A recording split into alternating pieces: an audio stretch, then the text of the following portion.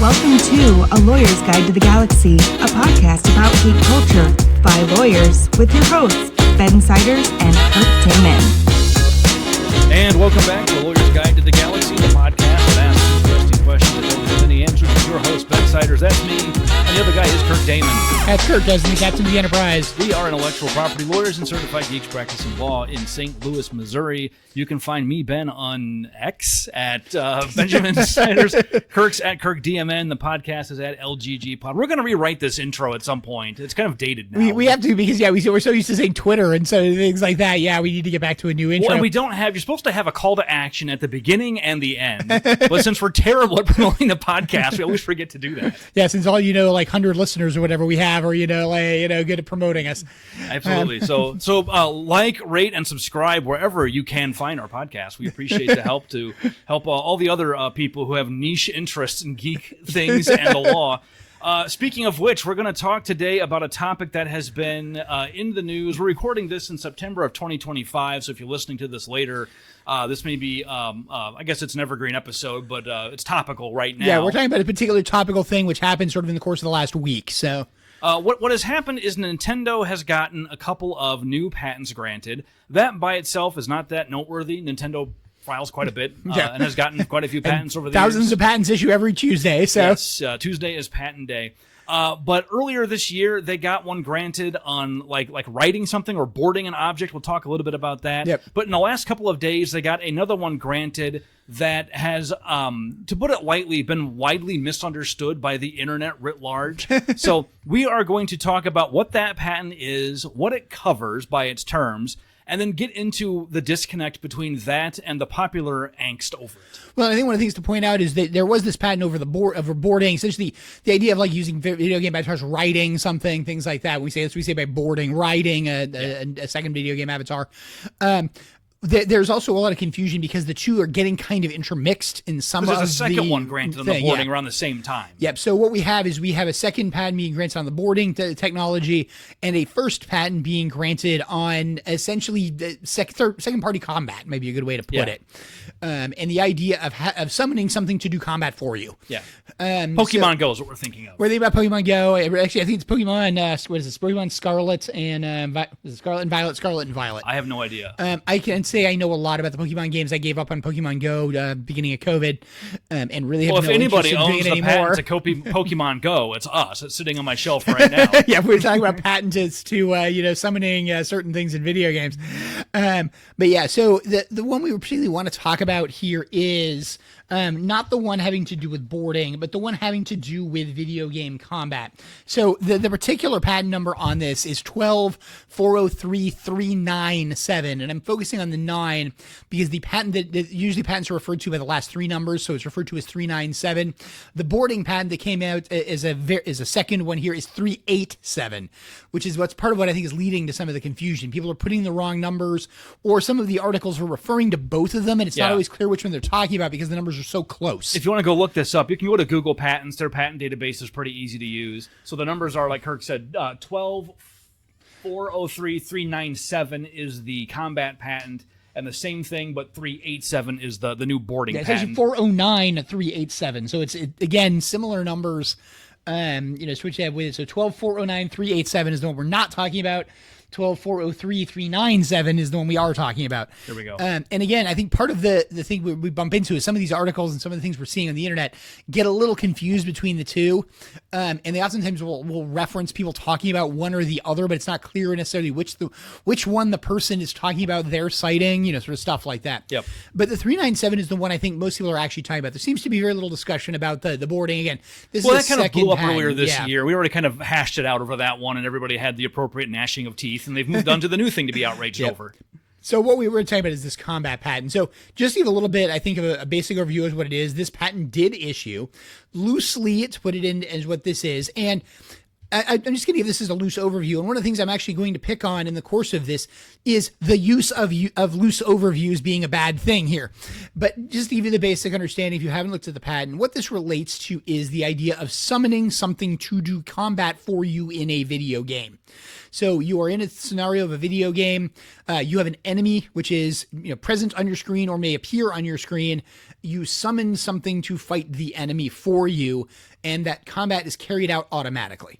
Let's talk a little bit about how it even got here in the first place. We talk a lot about copyright. In fact, we won an award for being a good copyright podcast. And we talk about trademark a bit, but patent, I think we've really only talked about in a small number of episodes. We don't usually get into much detail on it. And this might be a good time to give you kind of a 60-second high-level overview of how the patent system works. When we talk about patent prosecution, what are we talking about? Yeah, so there's two sort of phrases you'll hear thrown around with patents in the sort of legal realm: patent prosecution and patent litigation. Now, people, when they hear patent prosecution, think, oh, prosecutor's office. You mean like, sort of what they happen in criminal, that's going to be in court. No, patent prosecution has nothing to do with courts whatsoever. Patent prosecution is basically what patent attorneys say they do when they're trying to get patents through the patent office. Yep. So it's an administrative proceeding in the executive branch. Yeah. So basically, this is a patent attorney or somebody trying to get a patent and fighting with the patent office, and particularly a person called an examiner who works at the patent office. The patent office has hundreds of these. Thousands of them. Typically an engineer, usually with no formal legal training, although the PTO does provide them an overview of patent law. Yeah. Some do have some formal legal training. Some, yeah. Their level of technical training varies widely. Yep. You have high-end PhDs all the way down to people who basically have bachelor's degree or equivalents. A lot of them are formed PhDs. A lot of people in this have little to no industry experience. Some have enormous amounts of industry experience. It's very much a sort of broad swath. And it's a very diverse workforce, for sure. Yeah. And part of it's just because they need so many of them. And the United States government does not pay as well as private industry does. So a lot of those examiners are people that are looking to get jobs in the United States, looking to get jobs with the government for, beneficial reasons having nothing to do with necessarily the monetary, gains from it, but which they are looking to do. And the United States government does pay well. The patent office benefits. The patent office does pay well compared to other government jobs, but it does do it as well. To point out, the United States Patent and Trademark Office is a government agency, which is tasked with administering the patent and trademark system. So these are people who are working for a government agency. The key thing about it is when you file a patent, your patent is going to get considered by one of these examiners. Let's talk about that process real quick. When you file a patent, we often say you file a patent application. And I think what people conjure in their head is like the forms you fill out at the DMV. Like I'm filing an application to renew my registration on my car or something. It's not that kind of application. There's not really a form you fill out. It's really a technical specification or a technical document you're writing that is your request to the government for a patent, but it has to describe what exactly it is you want the patent to cover.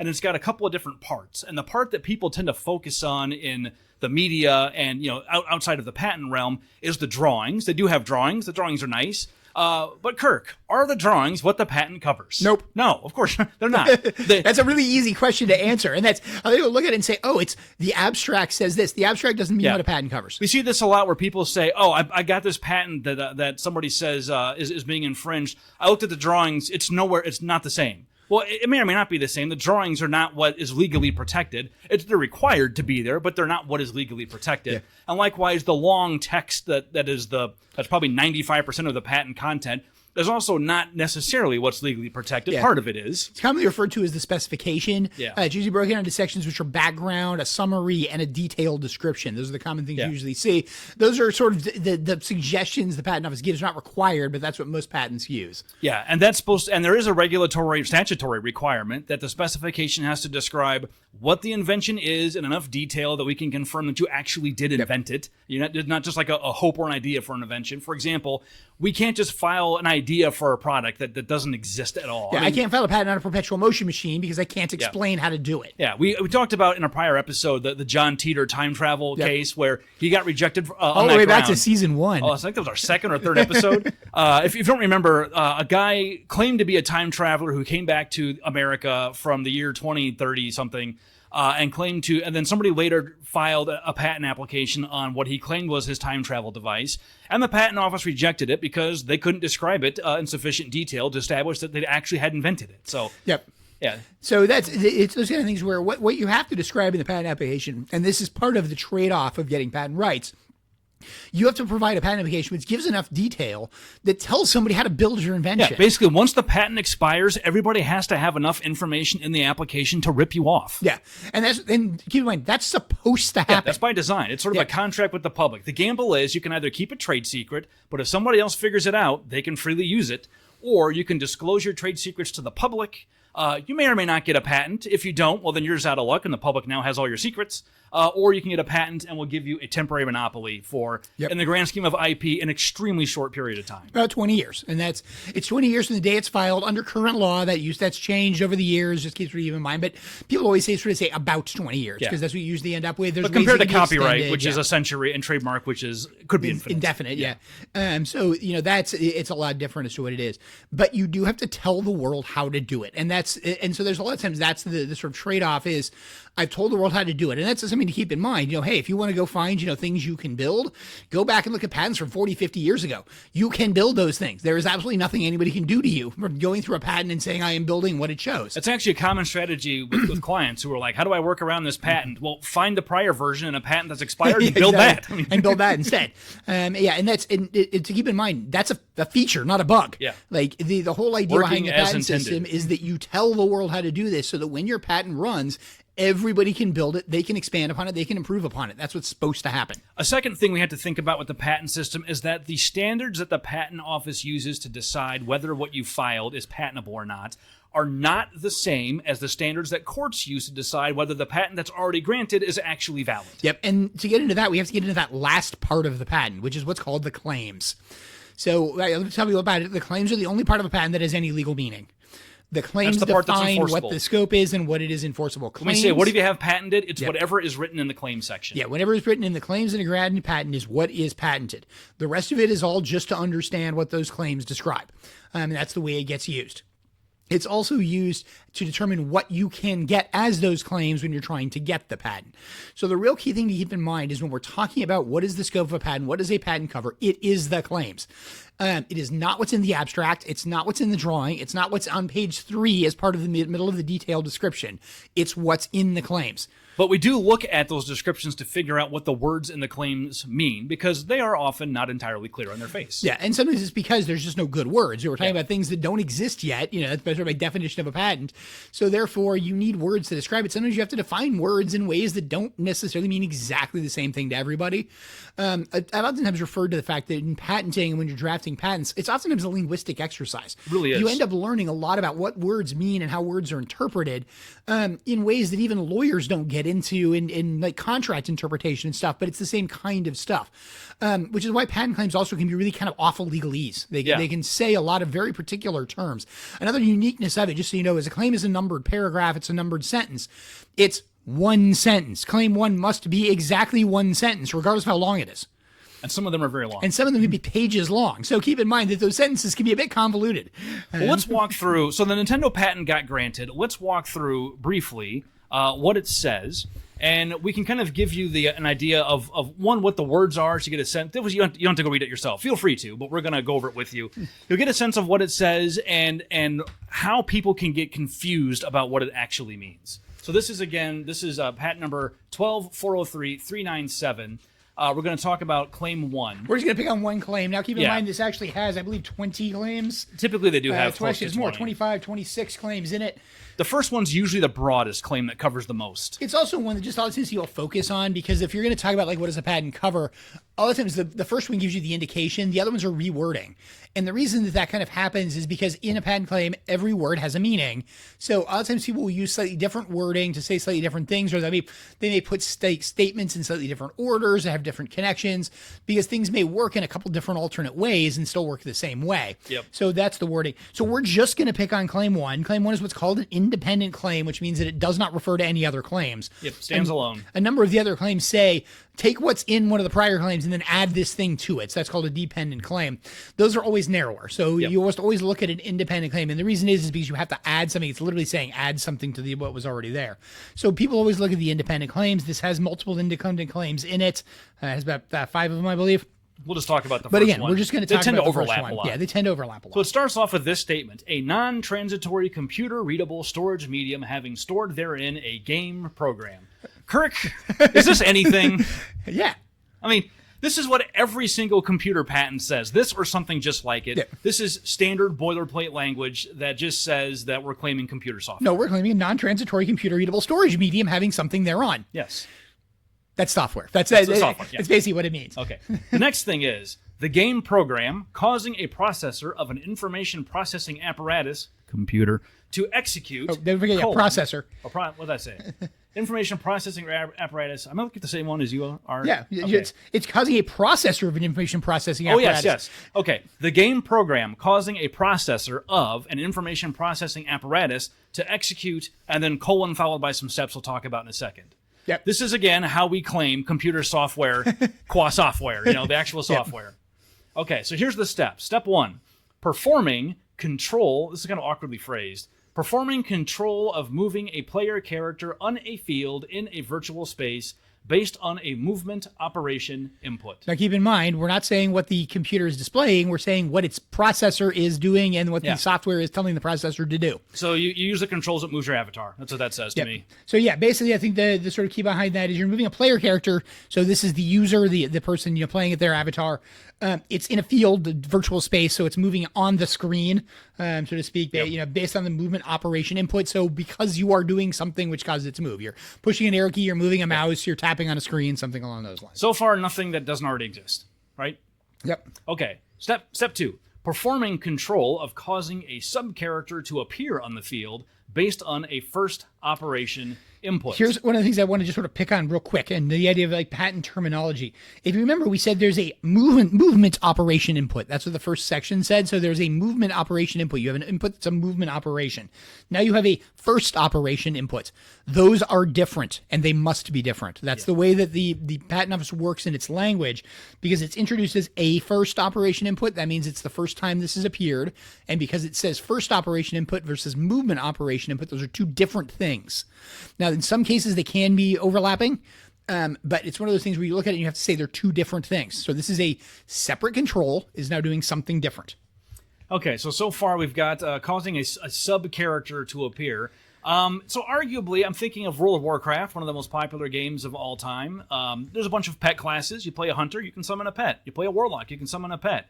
When I summon my pet, am I causing a sub-character to appear on the field based on my first operation input of clicking the summon button? Well, it depends what's the sub-character. Yeah, what is a sub-character? I mean, arguably, by a broad definition, a pet of my PC is a sub-character. Well, what if I summon, a sword that's, a living sword and it's in my hand, but, it's a living sword, so isn't that also a sub-character? Or Baldur's Gate, I summon a mirror image. Okay, so the part of the thing we're getting to is we're talking about what do these terms mean.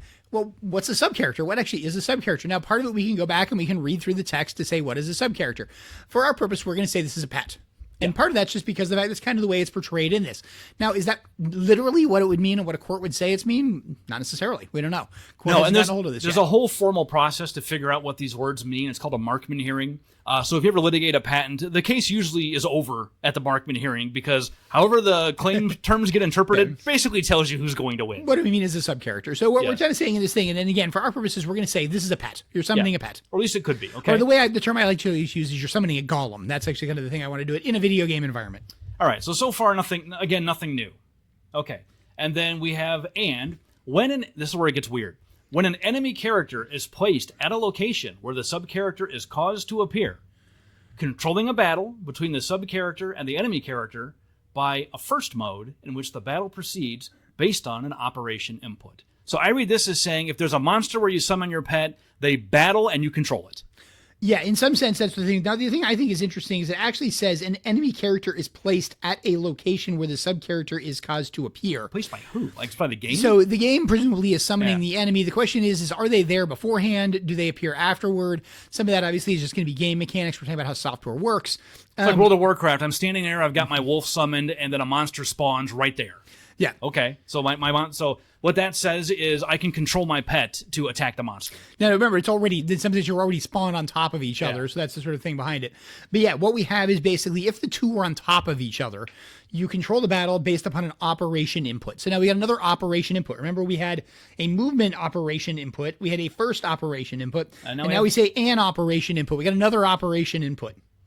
All right, then the next step. When the enemy character is not placed at the location where the sub-character is caused to appear, starting automatic control of automatically moving the sub-character that has appeared. Okay, so basically, if you don't land on top of your enemy in the course of doing it, we need to start you moving, and we're going to do so automatically because we're going to do automatic control of automatically moving. Still sounds arguably like Warcraft pets. Like if there's an aggro mob far away, like your wolf will just take off and run off and path to it and attack it. Yep. So possibly still covered by Warcraft. We've still got a little bit of a question here is exactly what is an enemy character as well. We don't necessarily have sort of good definition for that. Now we knew in the other one the two had to appear on top of each other, which made it a little bit easier to figure it out. But now you can bump into is an enemy character another player? Is this an avatar mob?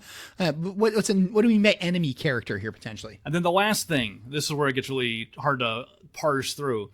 Performing control of moving the sub-character in a predetermined direction on the field based on a second operation input, and when the enemy character is placed at a location of a designation, controlling a battle between the sub-character and the enemy character by a second mode in which the battle automatically proceeds.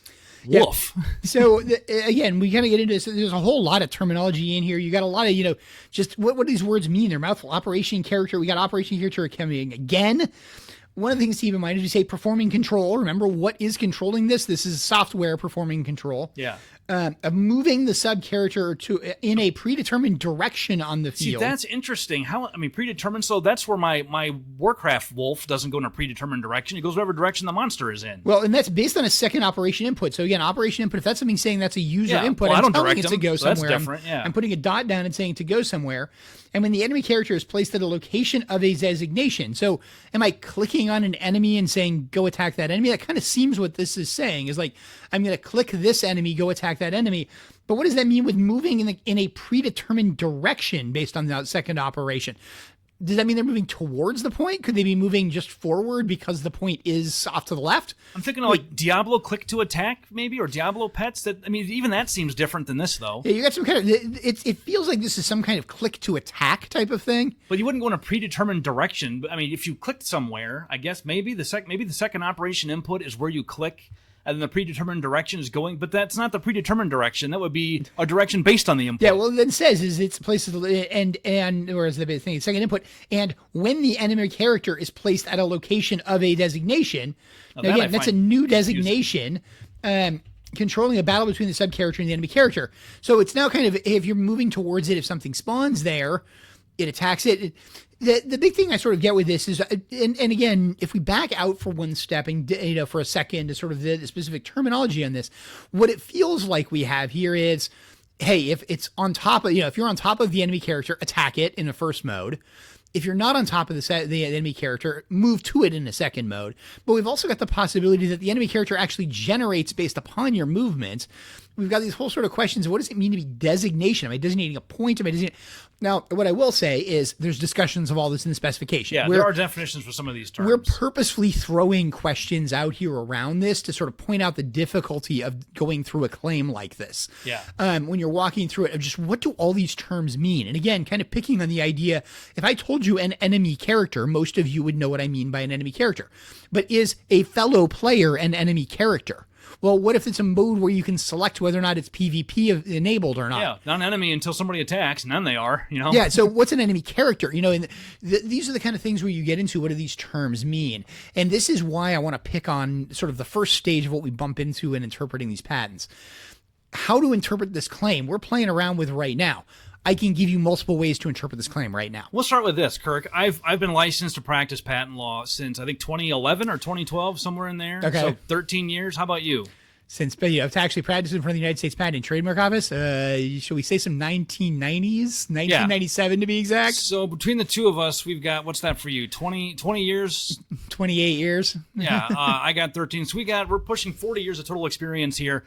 you and I are struggling to parse through exactly what this means a little bit. Then part of it's because we're only using the claims. Now, what we'd normally do if we were going to do this as an analysis, read the whole specification. We'd jump through, we'd read all the other pages of the specification, we'd analyze these terms, we'd go back and we'd see what did the examiner have to say about these cases, what did they argue at the patent office about these cases. This is also first impression. We haven't actually read through this thing before. We're doing this live on the microphone here. Yep. So I mean, I looked at these a little bit beforehand just to see what the text was. Well, I didn't. But I've not read the specification of them. So it's what I would say is before ever saying what do I think these claims mean, I would read through the entire specification to understand what do they mean by operation. Like I said, I'm sort of assuming this idea that an operation is something carried out by a user. Is that what they mean? Yeah. What do these terms mean? Now, that may not resolve the confusion that's in here, but it may resolve some of it. It may not resolve some. It may make more, quite frankly.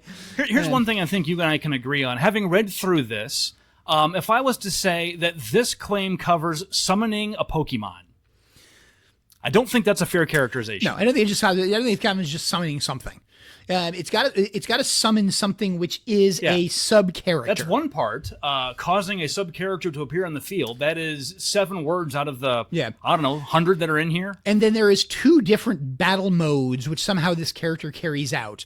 One of which has to do with when it's summoned on the enemy or the enemy is summoned on it, and the other one when it is not. And some are in response to specific to the use of controls or operations. Others are not. Yep. They have to be different operations. They're automatic. This is actually pretty specific. Yeah, and I think that's what we're going to come down to is there's a lot of specificity in this as to how this thing works behind the claims. And so, for us looking at this, again, sort of reading through it, we would say this claim is fairly specific. Now, can we come up with something that might operate this way as a game? Well, there's a lot of games out there. Yeah. So can we come up with something? Can we even say this is how, for example, Pokemon works?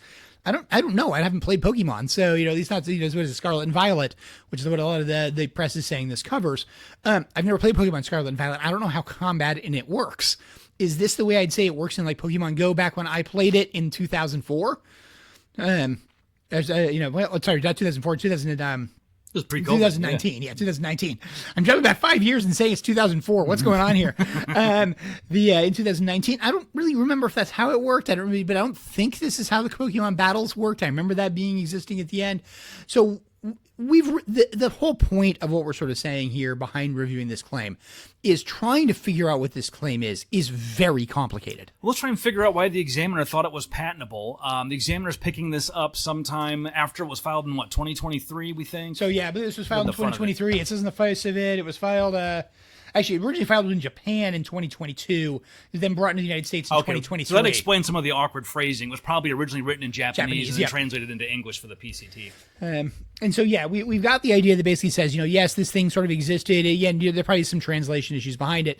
But for an examiner looking at this case, when this case comes in front of that examiner at the Patent and Trademark Office, he's reading that same text we just read. And he has to figure out, do all of these elements exist in some prior single game or publication or something? And if not, do all of them exist in different games or publications? But it would be obvious to combine them into one game. Yep. So that's what he's looking for, is to find all these elements. First off, he has to try to understand what all those elements mean.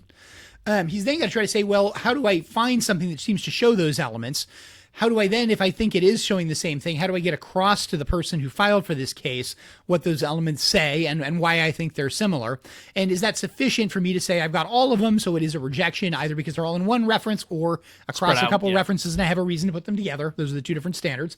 And if it is, here's my statements why. Now, the first thing to keep in mind, the patent examiners are under an extreme time crunch to do this. They have a fixed amount of time they can spend on any case. We don't know. It varies by patent examiner, but it's no more than 20 hours for an experienced examiner. It may be 10 or less for a really experienced examiner. It is not. And again, it also, personally, I think, believes it also depends a little bit on art unit. So what kind of things they're working on. But I think the real key to keep in mind with this is that you are now doing this under an extreme time crunch. And that extreme time crunch is literally how you get measured as to whether or not you're earning your pay, is whether or not you get through enough cases. Now, some may be easier, so you can spend less time on those and spend more time on others. It's not a fixed thing that each one has to be the same. But you have a number you have to complete inside each quarter, and that breaks down to a certain number based on the number of hours that you work. So keep in mind that, for an examiner reading this, they need to quickly try to understand what this thing is. They also then need to search, and they need to go out and say, what do I find? Now, we talked about the idea we don't necessarily know what sub-character means, is one of the things in conjunction with this. How many other references do you think are also going to use sub-character to refer to something? Like we said, a World of Warcraft pet.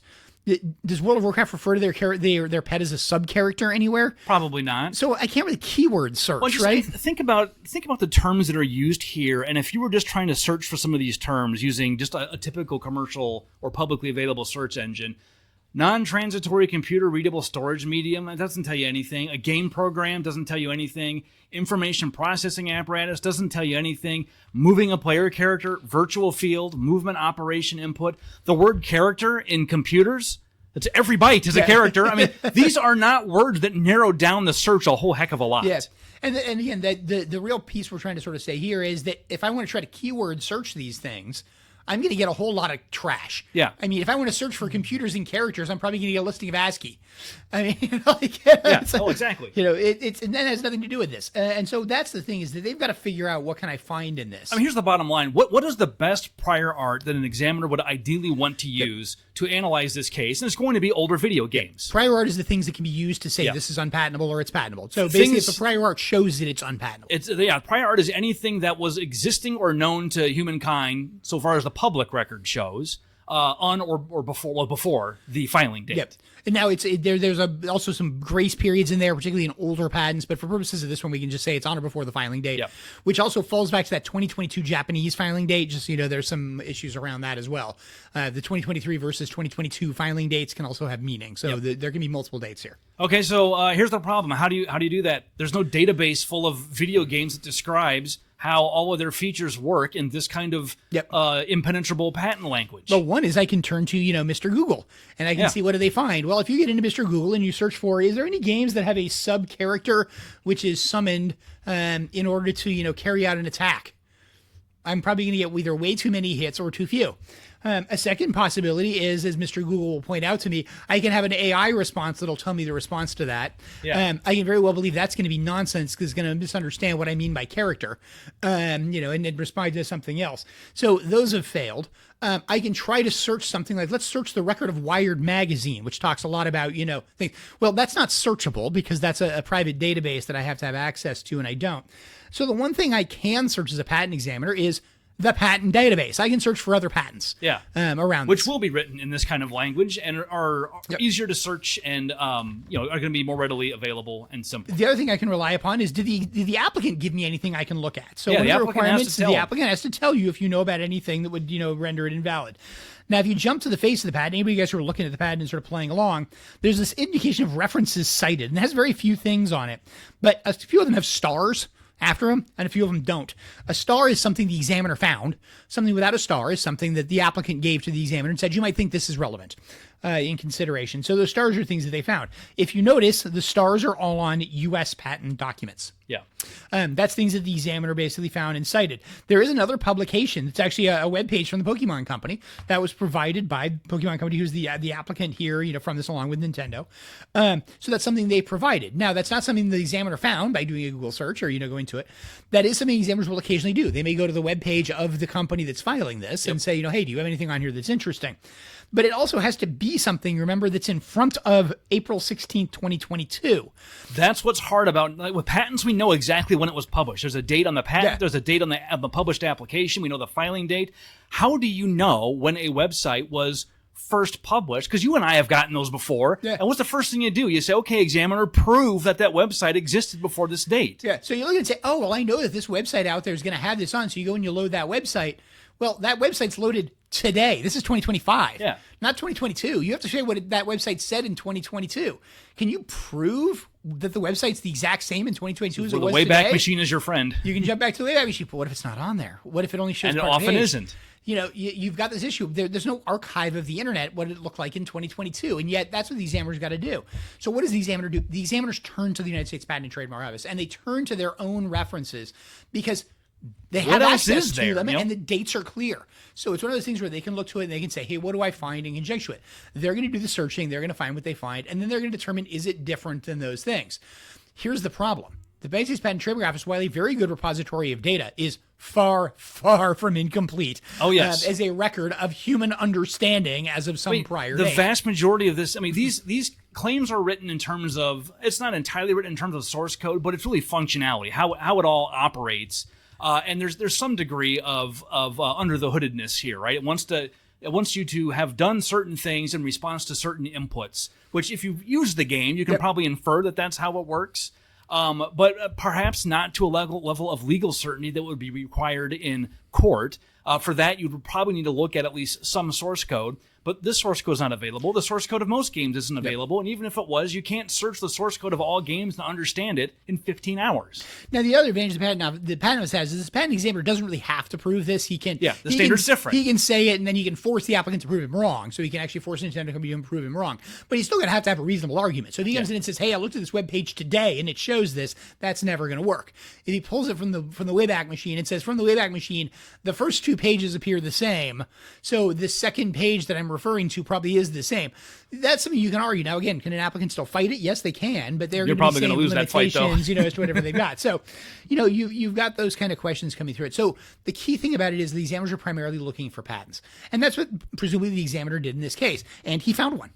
The examiner actually did. And let's talk a little bit about the prosecution of this. Normally, when you file an examiner, they're going to find the art. They're going to find something they think says the claims are unpatentable. And they give you what's called an office action. An office action, they which give is you a rejection. Formal written document that explains that your patent is being preliminarily rejected, and you're entitled to know the reasons why. Yep. And keep in mind, preparing that document and all their arguments associated with it, they have to do in that same time frame. Same time period. So they can do the search, the analysis, and write it all up. So then, a lot of it can be form paragraphs and stuff like that. So it's not that We're hard talking to about engineers. do. Writing is not what they want to do. But it's one of those where that's what the examiner did. And he did find one, but basically he didn't think it was good enough to actually reject the patents in light of. So he issued what's called a notice of allowance. Now, this is rare. And one of the things that a lot of the people have focused on in conjunction with this patent in the external commentary is that it's rare for the patent examiners to not issue any rejections. They'll usually issue at least one rejection, I even agree. if they think it is it's uncommon. Weak. I'd go one step further and say, as the patent prosecutor, I'm not necessarily excited to get a notice of allowance right out of the gate. To me, it's like going to buy a car and you make your first offer, how much you're going to pay for it, and they just accept it. Yeah, they very quickly accept it and run to go get the banker. I'm usually feeling bad if that happens, not good. What I wanted them to do is counter offer and try and get something better than that. That means I probably paid too much. You probably paid too much. Same thing with the patent office. If they gave me an allowance right out of the gate, that probably means my claims were written too narrowly, and I could have gotten a stronger, broader patent. Now, what they will do is they'll tell you when you get the notice of allowance, which says, yes, we're going to grant your patent and those claims that you have, they'll give you what's called reasons for the allowance. Now, those reasons for allowance are basically... They're highly variable. They're highly variable, but most of them tend to say the claims are not shown in the art. That's usually what they kind of tend to say. But they do say, hey, here's the piece of art, and this one does, that I think is most relevant. So we know what that is that he found. And he found a patent that he said is the piece that's most relevant. This is what we call the closest prior art. This is the thing he art. thinks is the most like this, but still different enough that it doesn't prevent a patent from being granted. And the patent that he found is United States Patent 6354940. Now, that's a substantially older patent that was granted in 2002. The inventor on that, is a guy who I think is, relatively known. I'm going to mispronounce his name because I'm terrible with Japanese names. Hiroyuki Ito. He works for Square. That's Final Fantasy. For you guys who are aware, that's the Square company produced Final Fantasy. He is one of the people who's listed as developing Final Fantasy. So the patent that he found relates to Final Fantasy, presumably, or related technology. What this patent has to do with is the idea of selecting a form of attack for an avatar, for a computer person when attacking an enemy, in it. Now, the wording is totally different. The way it refers to, what does it do is it has is fighting abilities on a per character basis, having fighting abilities which are stored on the per character basis, using the fighting ability by a selecting means. So that's kind of like your operation, maybe, selecting means. So we see different terminology being used. But generally what this thing says is I'm going to select amongst a variety of different attacks. I'm going to carry out that attack, and I'm going to provide an animation where the time and the animation presented for that attack is different depending on what the attack is. That does sound a lot like Final Fantasy. So this is from 2002. And that was a granted patent. It's a granted patent. So obviously there were no role-playing games made from 2002 to 2022 because this patent would have blocked them all, right? That's what we want to pick on for a second is the media apparatus. So this is a patent from 2022 that says selecting an attack from a group of attacks and carrying them out. That sounds like every role-playing game, right? It patented attacking in an RPG, Kirk. Oh my God, the world is over. As of 2002, there will never be RPG video games again. Okay.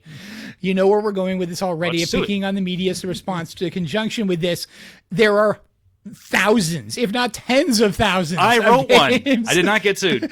Since then that have come out with some kind of a with this. But that's what he found is sort of the closest piece of prior art. Does this show this? No, this fighting different styles. This is different. It's what it is. Now, does it show parts of it? Yes, it clearly does show parts of it. Could this be used to, in conjunction with something else to say, yes, I have all the elements of this unquestionably? I don't think the examiner's wrong here in saying this is the closest thing he found. I can very well believe it is. Again, I didn't go everything he found. I didn't go through everything that was cited, but this is not a bad starting point. This is not a bad case to be citing. But yeah, so that's his statement coming back. Now, when you get the notice of allowance, you say, okay, I'm going to take the claim. Say, hey, the patent office is going to give me a patent, Great. so let's take the patent. Pay the issue fee, get the patent. Get the patent. I'll bet they filed for a continuation. And they did. I already checked that. So they filed to say, hey, we're potentially entitled to more. That's very common, particularly when you get a first action allowance, which is what this is called, when you get the allowance without ever getting a rejection. Because of exactly what Ben said, it's like walking in to buy a car and having them jump at the chance to sell it to me for my first offer. Yeah. The same thing is to basically say, oh, wait a minute, maybe I want to make a lower offer. That's what a continuation is. A continuation is going back and saying, I'm going to buy a second copy of the car for less money, and then I'm going to return the first one in the event that I decide I don't want. That it's kind of, you don't return it, but it's kind of the same idea of saying I'm going to conceptually the idea behind it. But yeah, so that's kind of what we saw it. So that's why it was granted. So here's the thing. It's entirely possible. In fact, I'm sure people listening to this, at least one of you listening, are screaming at your radio right now and saying, you guys, there's game XYZ that you're not thinking about that has this exact setup. You may be right. Yep. The problem is the examiner doesn't know that. The examiner has no practical way to find that, and the patent system is not really set up to enable that kind of rejection at this phase. Yeah. When that is what the relevant prior art is, the system just lets the patent through, and then here's what we do. The thing is, and setting aside Nintendo, most patents are not litigated. Yeah. Most patents are not enforced. Most patented products and procedures are never even brought to market. We would conservatively say 90%. The patent is granted, the inventor gets it, and there's never any big dispute or controversy. In fact, some of those people don't even pay the maintenance fees to let the patent expire early because they don't need it anymore. Yep. So, I'm in that group. Yeah. So the one on my shelf is now expired too. So you're welcome. You can all play Pokemon Go safely. Why do we do it this way? It's because it costs a lot of money to really figure out in all of the history of human understanding across all societies, cultures, languages, countries, records, libraries, everything. Does this thing exist or is it obvious? That is not a trivial undertaking to do. And we're not going to do that for the hundreds of thousands of patents that get filed every year when the vast majority of them aren't worth anything. Instead, we'll just deal with that in litigation when a couple things have to be true. One, it's valuable enough that you got a revenue stream to protect. And two, enough other people want to do it too that they're willing to infringe it. Yep. And the other thing to keep in mind with it, just one other thing to keep in mind, the examiner has to get back to 2022 in the course of doing this. He's got to get in front of April 16th, 2022. Yeah. I challenge all of our listeners right now, what were you doing in April 2022? You probably can't really specifically remember. I had a birthday that year. Do you remember what video game you were playing in April 2022? That I do know. Minecraft. Okay. Which version of Minecraft? What was available I have no idea. You're getting my point very quickly, which is you can say, yes, Minecraft has this particular feature, but did it have that feature in the version I played in April 2022? Yeah. Was it in the snapshot? Was it publicly known? Was it in development? Those are the kind of things you get. So that's what we're looking at with this. So the patent gets granted. So one of the first things, and now I think we're going to kind of focus a little bit on sort of some of the media response to this. Yes. Is the media is jumping out and saying this patent never should have been granted because this stuff clearly is known. One of the first things to keep in mind is we just went through and said, is it?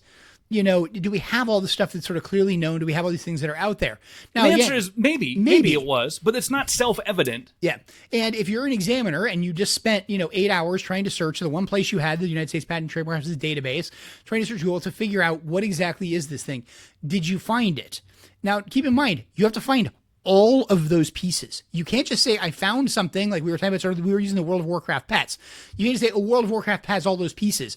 You have to say how World of Warcraft has all those pieces. And you heard us going through that. It started to break down when we got to that. It was pretty clean at first. But the further we got along, the harder it was to make these claims fit World of Warcraft. Yeah. And not just World of Warcraft in 2022. Yes. And so that's the things that you get into, with this is, all those sort of elements is a lot of the press is kind of jumping this and saying this never should have been granted. Now, there's a very legitimate argument that's true. Yeah, and it's possible. There's a lot of weirdness around how this was granted, the fact that it was granted without ever being rejected. They never forced them to argue what was unique about this. That is unusual. It's not unheard of, but unusual. It occurs in a small percentage of cases. I've had cases that had are granted on first actions too, but most of them are not. Not the independent claims. That's not independent crazy ones, that I get dependent claims sometimes, but they never grant my independent claims. But so, that's the kind of thing. So we ended up with a scenario that basically was granted. Now, part of the reason this is because the examiners are under this time crunch, but it's also partially because of the fact that we want these cases that are valuable to go into litigation to determine are these claims valuable. So the first thing I want to kind of pick on is the media response that's jumping on this and kind of saying, this patent never should have granted. The patent office is at fault here. And there's a lot of this that's out there right now. I mean, I've seen it in print articles. I've seen it on YouTubers that are coming through and saying the fault of the patent office is that they never should have granted Reddit this. is furious. And again, should they have not granted this? Maybe not. But you can understand why they did. And that's one of the key elements behind it is they couldn't find the art that you're jumping up and saying, but everybody knows XYZ video game did this in 2013. No, you know that, not everybody. That's a really important point. Is there's a lot of this Monday morning quarterbacking with the legal system. Everybody knows XYZ. It's not good enough. There's no legal standard that says rejection, everybody knows you're wrong. That's not how the legal system works. The legal system is based on proof and evidence. And particularly in court, that standard is extremely high. Yep. It's more relaxed at the patent office, but it's not non-existent.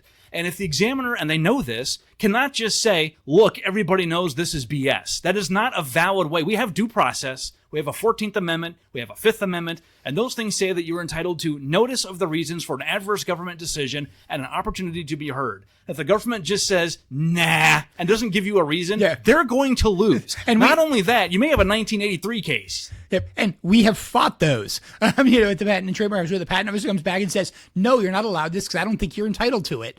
You take that case to appeal and the examiner loses, because of the fact that they don't have a case. They can't prove, what it is. And that's what we're sort of getting into with this, is you look at it and say this patent never should have been granted. And the statements by a lot of the media, this patent never should have been granted. I'll entirely agree. There are anomalies. This case probably should have been potentially examined at better quality than it was. Maybe there's stuff out there that could have been more readily found. The point was, it wasn't. There's probably very good reasons why it wasn't, a lot of which is just plain the examiner is busy. Ran out of time, And this is the thing. The longer you search and the less you find stuff, then you really get into a problem. Because especially if you're convinced, we've had this happen with the examiners like, look, I know that there's prior art, and sometimes they will give you rejections that are not really correct and not really valid. Yeah. And that this is the problem the opposite way, that it costs a bunch of money and time, and I guess it keeps us busy, but it's frustrating for applicants, and so there's problems both ways. But it also keep in mind, if the examiner looked at this and said 90% of this is known, but this one little piece of it's not, he can't issue a rejection. He has to have that one piece too. So, we don't know the examiner's mind, and we can't. Examiners cannot be deposed. They cannot actually have it be taken as evidence what they made as a consideration. It's only considered what they said on the papers. And as we said, all he said in the papers is this Final Fantasy patent is sort of the closest thing I can find. And it doesn't have all the elements. It doesn't have, it doesn't. Which is true. And so, it's those kind of things they had. Now, he also says a little bit of sort of, dicta of statements of, hey, it basically shows this 2 different battle mode. I don't think we have this. These are that. Which is interesting. It reveals kind of how he's statements. interpreting the patent, which is differently than the literal language of the claims. Yep. But so we get into that. The next stage for this is, well, is this patent going to get litigated? And the answer is, I have no idea. That's up to the Nintendo company and to Pokemon company as to whether or not they're ever going to enforce this thing. What we are seeing jumping out is that, again, we're talking about the commentators, and a lot of what I want to pick on here is the media response to this. We are seeing people jump out and say, but they could. And the answer is, well, yes, they can. Yeah, they could have done that, though, whether it's a weak patent or a strong patent. Yeah, and that's, to me, that's one of the biggest things that I think is really interesting. And I want to pick on a couple of reporters just for this, with it, and things that I think are interesting. And this is not I did not find this in just one place. I found this in a number of sort of, articles that were written about this. And the articles basically say, Nintendo's got this patent to getting all forms of summoned combat. Which is clearly wrong. Which is clearly wrong. But also somewhere in the article, the author recognizes it's clearly wrong. They usually tend to say, now, actually, patents are narrower than what they say. So they're commonly saying, yes, they got this patent that kind of implies that it's directed to this big summary thing. But at the same time, that's not really what it covers. And hopefully I'm not losing my mic here as I'm looking for stuff. Hope you're good. But one of the ones that I'm going to pick on the PC Gamer article, which is one of the ones that it pops up on my Instagram feed, so it's one of those that I know definitely got broadened around. For what it's worth, I've seen the same general tenor on Reddit, which is where I spend most of my time working. It's all over the place. But basically, sort of implies, hey, they got this broad patent, but they even say in conjunction with this is quoting directly from the article. Quote, on paper, the patent might not seem like a threat to Nintendo's competitors. The claims are constructed in the 397 outline a very specific sequence of events and inputs, and patent claims must be met word for word to be infringed. Close quote. That's all correct. That's all correct. But it also just said that it's narrower than what we just said. It's very narrow. That statement just said this patent is very narrow. This patent does not cover everything, but that's kind of what the article seems to imply, and definitely what my Instagram algorithms seem to imply the article said. And so you're kind of bumping into this thing that says, what does this mean? Well, the worry with it is, and again, you've got commentators kind of jumping in. This is, but the worry is they can threaten people with it. They have it. And since they have it, we may have, game companies not making games in this area because they have it. Well, yes, that's true.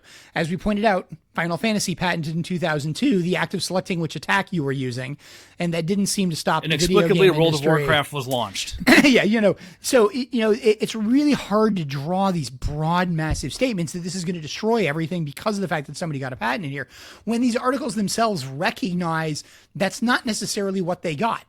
The real thing I want to say is what if they'd gotten a much narrower patent? So let's assume we go through and we say, hey, let's say this patent is incredibly narrow. Let's go to some form of a battle that Pokemon developed, which we can all agree, 100% of the population can agree.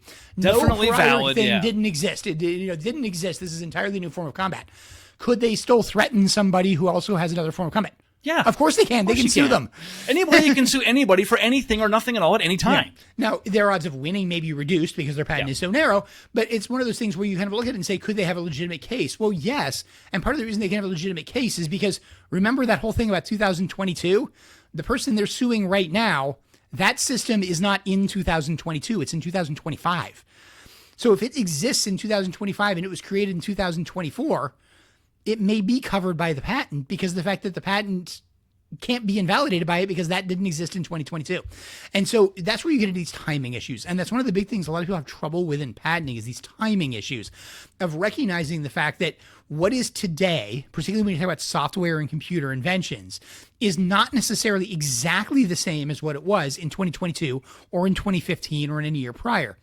And when you're involved in court battles over these things, a lot of times you get into the question of who can prove what.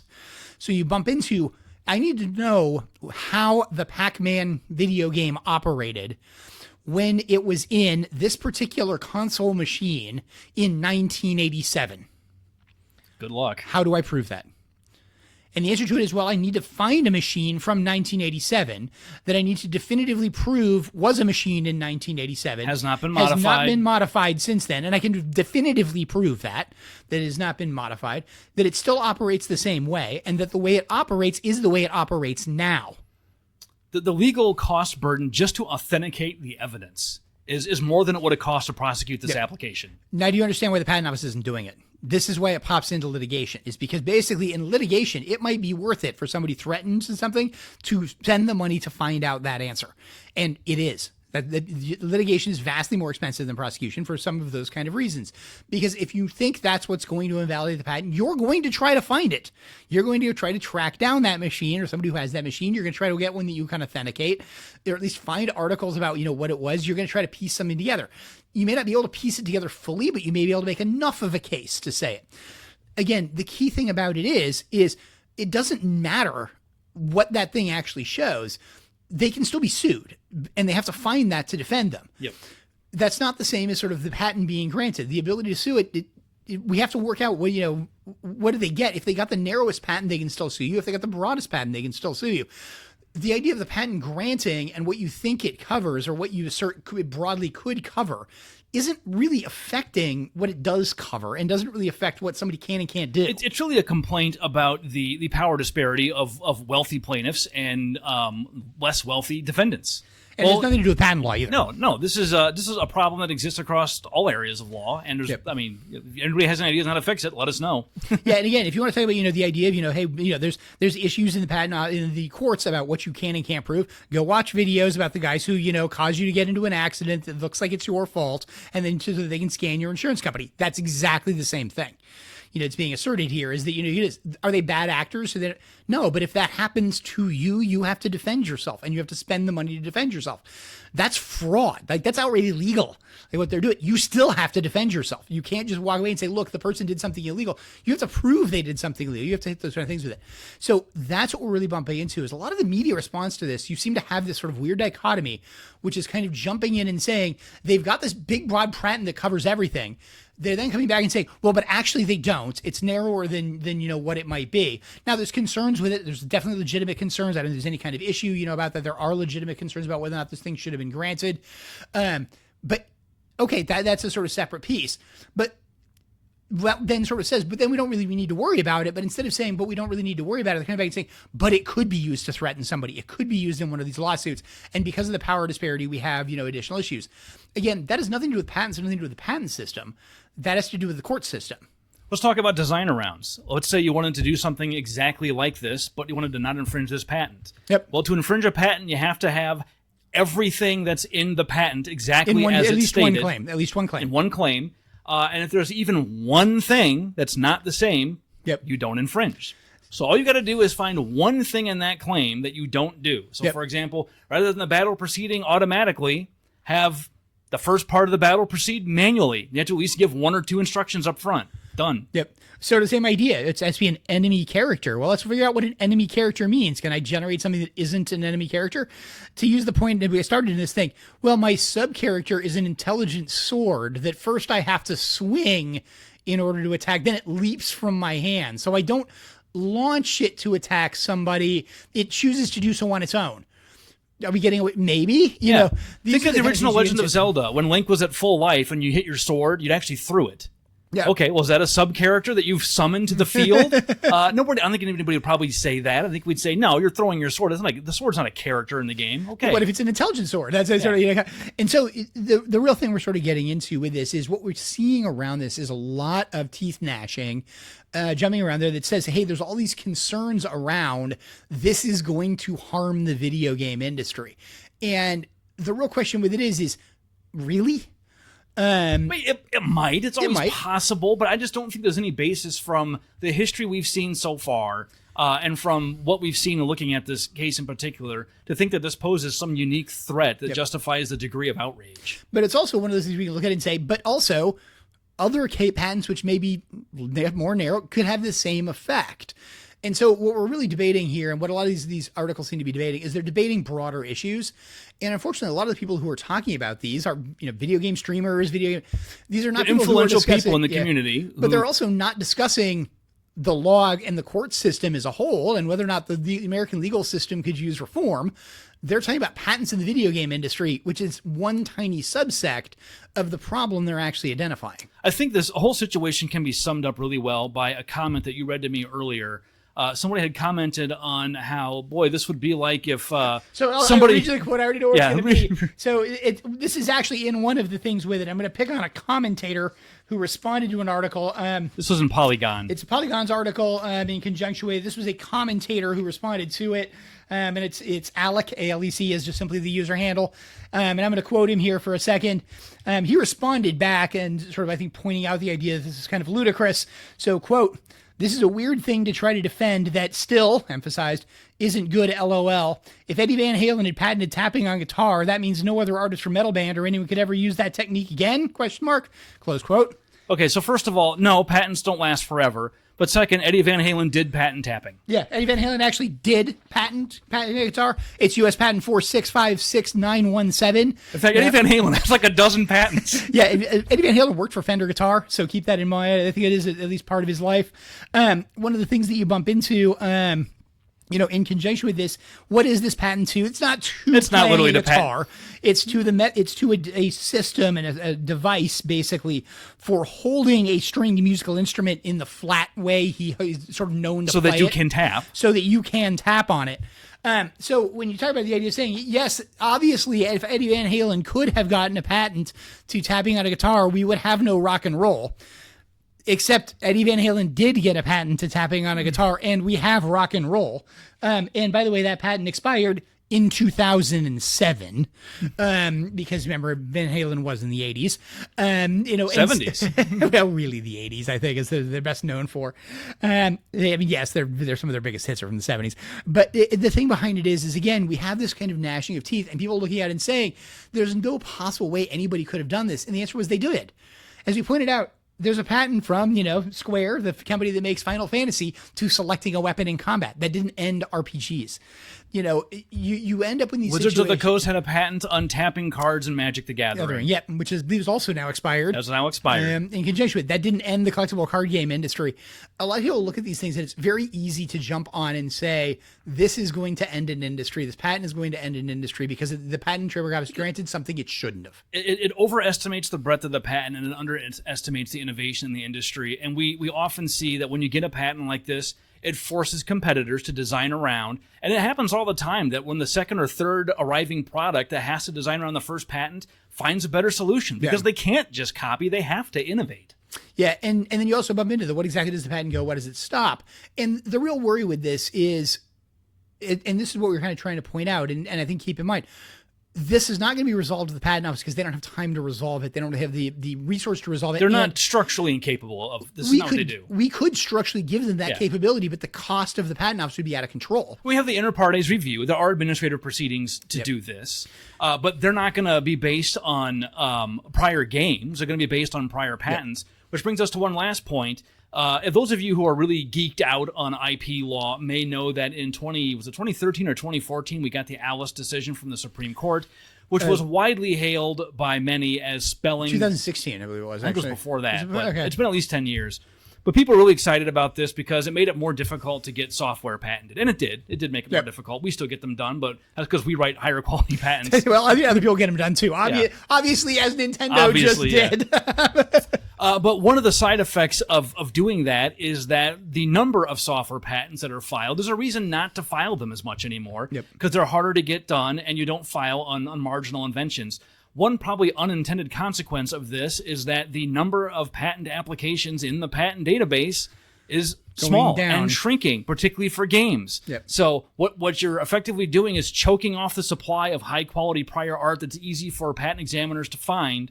And it's not unusual for startups especially. Even if you think your what you've invented for your startup is not patentable, you file anyway. So you get it in the database. And so if somebody does come along and copy you or somebody else gets it patented, you were there first and you can prove it. Yeah, and a lot of times it's because, what, and I tell you all about it, are you certain what you're doing is not different from what anybody else has ever done? That what you're doing is a copy of something that already existed out there. And very, very few people who think they've invented something think they copied what's out there. It's almost the definition of if you think you invented something, it means you think you're different, right? That's the kind of thing with it. So if you think that, why wouldn't you file it? Why wouldn't you get it in front of the patent office? Yes, it may be hard to get the patent, it may be hard to get it, but that's also the purpose of the patent system. And again, you get into these things of there's a lot of arguments being made. You hear the arguments being made, the patent system is bad for innovation. One of the things the patent office does, and we said it right at the beginning, it gets that art out there, which is readily findable. And when the patent expires, the world gets it. If you want to play guitar like Eddie Van Halen, you can. You can take his 1987 patent, you can do exactly what he did. I wish I could. Assuming you have the skill. But skill issue. It's a skill issue, Kirk. I can build his guitar. His guitar is a stringed instrument, as he had it exactly the way that he did it to do that with it. And there is absolutely nothing Eddie Van Halen can do to me about it. Because that patent is expired. And that's true behind it. Similarly, I can go and I can, make exactly Final Fantasy's combat scheme, which, admittedly is probably a little bit dated, in accordance with their 2002 patent, and there is absolutely nothing they can do to me about it. And so, those are the kind of things that you get into, with it, is saying by having this out there at the end of that window, it frees all this up. And so when we see these kind of things popping in, that was part of the reason we wanted to do this episode, is because you're seeing a lot of this pop around. You're seeing podcasters talk about this. You're seeing other people talk about this. Oftentimes what they're doing is they're not necessarily talking about what the actual patent covers and what the sort of, in some sense, the alternatives of looking at it. They were looking at it and saying there is a possibility of danger here, and all they focus on is the possibility of danger. Or they look at it and say, yeah, there's some concern as to whether or not the patent system is working right in this case. But that doesn't mean the patent system is working wrong in all cases. And that kind of generalization can be a problem. So what we were trying to walk through and what we wanted to do with this is to walk through sort of what happens at the patent office, some of why this can happen, why you can get something through. Again, I can look at this and say, I find it somewhat surprising that, quite frankly, that no action was issued in this. Yeah. That an examiner didn't challenge it. Even more so the boarding case, which maybe we'll do an episode on that at some point. But that one I looked at and thought, well, this really feels like it's been done before. But that's maybe another important point to make before we wrap this up is, to the point of people complaining, well, now everybody's going to get sued by Nintendo. There's a really easy way to not get sued by Nintendo. Whatever this patent means, you don't have to figure it out. Just have your game copy mechanics that you definitely know existed before 2022. And whatever this patent means, it doesn't mean that. Because if it does, then it's invalid. Well, but again, and that's not going to stop you from getting sued necessarily, but it means you should at least win. At least have a defense, But again, does that stop you from $3 million worth of patent lawsuit? No, it doesn't. But that also doesn't stop... That's a separate problem. But yeah, that's a separate problem. And it's not just Nintendo that can come after you for a game mechanic they don't like. Somebody else can come after you for a game mechanic you don't like too. And that also can get you a $3 million patent lawsuit. Just be aware.